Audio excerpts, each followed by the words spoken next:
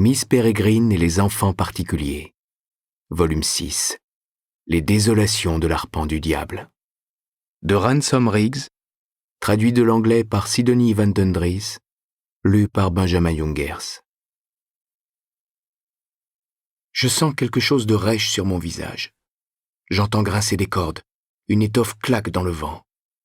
Je suis peut-être sur un bateau, prisonnier dans la cale obscure d'un navire ballotté par la tempête. Un œil cligne et s'ouvre, des formes indistinctes s'agitent au-dessus de moi, une rangée de pendules qui oscillent, des balanciers d'horloges désynchronisés, trop remontés, des mécanismes au bord de la rupture. Je bats des paupières et les pendules se changent en corps qui se débattent sous une potence. Je m'aperçois que je peux tourner la tête. Les formes floues se transforment encore. J'ai la joue posée sur un tissu vert, râpeux.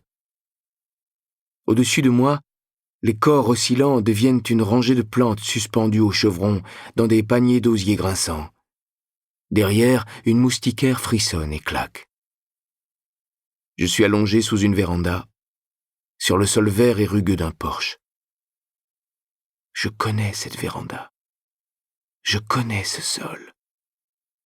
Un peu plus loin, une pelouse battue par la pluie s'étire jusqu'au pied d'un mur de palmiers sombres, prosternés. Je connais cette pelouse. Je connais ces palmiers. Depuis combien de temps suis-je ici? Depuis combien d'années? Une fois de plus, le temps me joue des tours. J'essaie de bouger, mais je peux seulement tourner la tête. Mes yeux s'arrêtent sur une table de bridge flanquée de 2 chaises pliantes. Si je trouvais la force de me lever, je suis sûr que je verrais des lunettes de lecture sur cette table, une partie de Monopoly inachevée, une tasse de café fumant. Quelqu'un vient de partir. L'écho de ses paroles flotte encore dans l'air. « Quel genre d'oiseau ?» demande une voix de garçon. La mienne. « Un grand faucon fumeur de pipe », répond l'autre voix, rocailleuse et teintée d'un accent. Celle d'un vieil homme. « Tu me prends pour un idiot ?» répond le garçon. « Je ne penserai jamais une chose pareille. »« Mais pourquoi ces monstres te voulaient-ils du mal ?» insiste l'enfant. Dans un crissement, le vieil homme repousse sa chaise et se lève.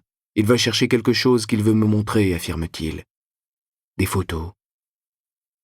C'était il y a combien de temps? 1 minute? 1 heure? Je dois me lever, sinon il risque de s'inquiéter. Il va croire que je lui fais une farce, et il déteste ça. Un jour, pour rire, je me suis caché dans les bois.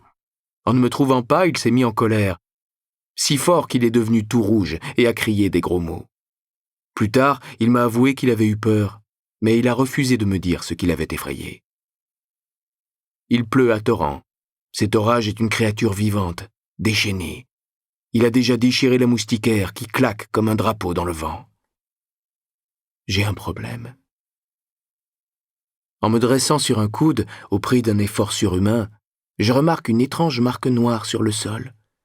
Une ligne brûlée qui dessine le contour de mon corps.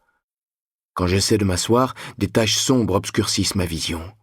Un fracas soudain déchire mes tympans, une lumière blanche m'aveugle.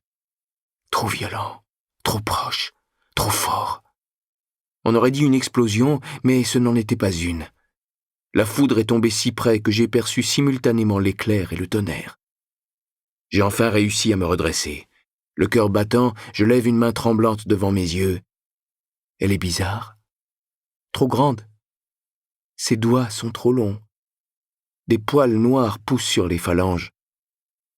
Où est le garçon? Ne suis-je pas le garçon? Je n'aime pas les farces. De délicates lignes rouges encerclent le poignet.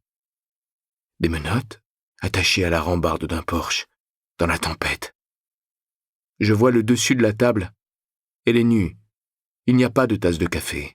Pas de lunettes. Il ne reviendra pas.